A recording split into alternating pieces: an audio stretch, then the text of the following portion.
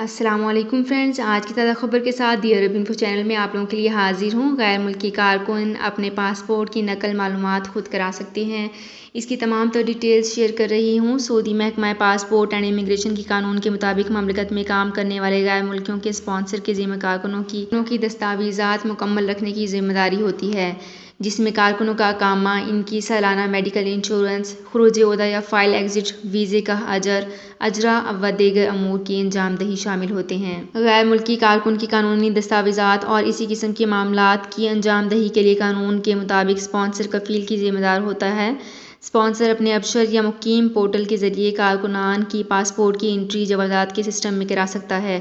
اس کے لیے جوازات کے دفتر آنے کی بھی ضرورت نہیں ہے۔ واضح ہے کہ سعودی محکمہ پاسپورٹ اینڈ امیگریشن کے قوانین کے مطابق قانون کے مطابق غیر قانونی اور غیر ملکی کارکنان جوازات کے حوالے سے اپنے معاملات نپٹانے کے لیے براہ راست رجوع نہیں کر سکتے، بلکہ ایسے تمام امور کی انجام دہی کے لیے کارکنوں کے لیے مقرر کردہ نمائندے کو ہی اس امر کی اجازت ہوتی ہے۔